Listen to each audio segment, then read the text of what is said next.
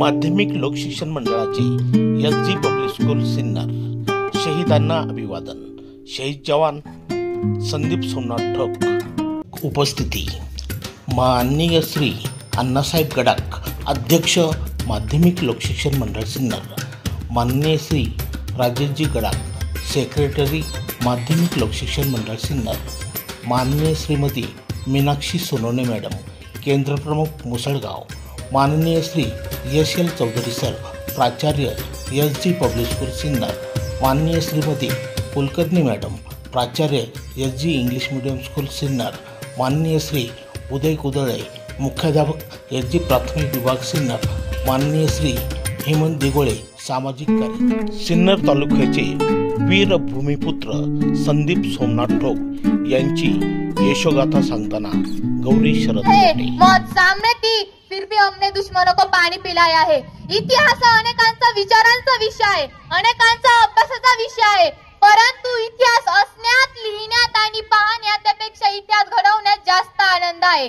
इथे बसलेले सगळे शूरवीर आहे, पण या सगळ्या शूरवीरांपैकी आपल्या जन्मभूमीत जन्मलेले खडांगळी या गावातले उरी येथील दहशतवादी हल्ल्यात शहीद जवान संदीप सोमनाथ ठोक या देशभक्ताचा जन्म 14 ऑक्टोबर 1991। भारत माता सुपुत्र व खडंगीचा भूमिपुत्र अमर जवान संदीप सोमनाथ ठोक या निधड्या छातीच्या देशभक्ताने दिनांक 14 नोव्हेंबर 2013 रोजी सैन्यात देश सेवेसाठी निवड झाली। रोज पहाटे लवकर उठून भारत पाक सीमेवर पहारा देण्यासाठी जावा लागत असे।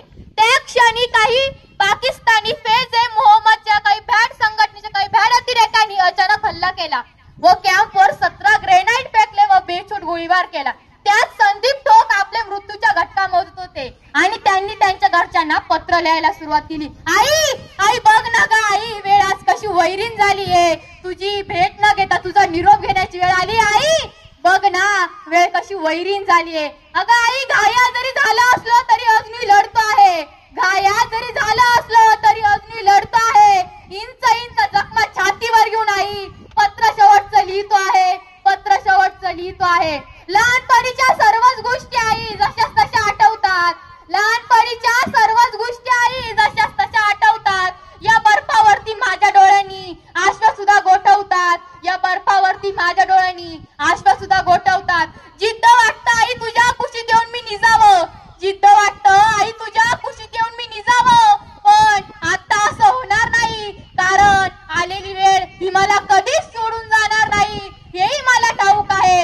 या वेळेला आई एकटाच रडतो आहे, रडता रडता आई पत्र शेवटचं लिहितो आहे, पत्र शेवटचं लिहितो आहे। तुमच्यासाठी बाबा खूप काही करायचं होतं, तुमच्यासाठी बाबा खूप काही करायचं होतं, तुमच्या खांद्यावरचं ओझं माझ्या खांद्यावरती घ्यायचं होतं बाबा, तुमच्या खांद्यावरती ओझं माझ्या खांद्यावरती घ्यायचं होतं, पण दैवानं आपला कसा घात केला। माझ्याच प्रेताचा भार तुमच्या भारी दिला, माझ्याच प्रेताचा भार तुमच्या भारी दिला। तुमच्या आठवणीत बाबा एकटाच रडतो आहे, रडता रडता बाबा पत्र शेवटचं लिहितो आहे, पत्र शेवटचं लिहितो आहे।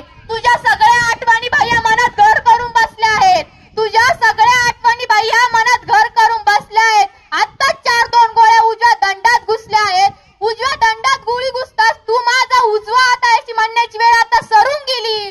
माझ्या वाट्याची राखी सुद्धा तूच बांधत जा, आपल्या चकुलीची काळजी आता तूच घेत जा।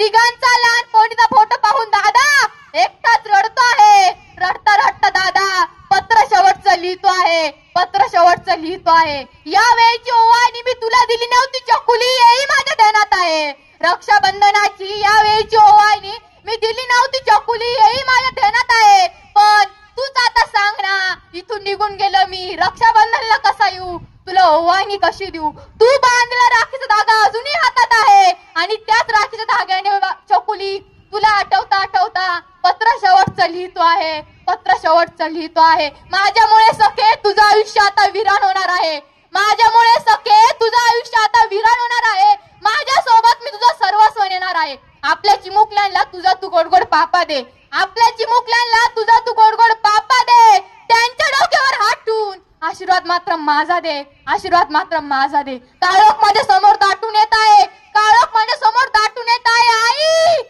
आत्ताच उजव्या दंडात गोळी घुसल्या आहेत, तुला सोडून जातो आहे, दैवानं आपला कसा घात केला. तुझी भेट न घेता तुझा निरोप घेण्याचा वेळ आला. आई आई तू रडू नको आई, मी जीवन म्हणून पुन्हा येणार आहे आणि त्यावेळी मी तुझ्याच उतरी जन्म घेणार आहे. आई आई तू रडू नको आई, तुझा उशाचा आवाज माझ्या कानी येत आहे आणि तोच आवाज ऐकता ऐकता झुरता झुरता मरता मरता पत्र शेवटचं लिहितो आहे, पत्र शेवटचं लिहितो आहे, पत्र शेवटचं लिहितो आहे.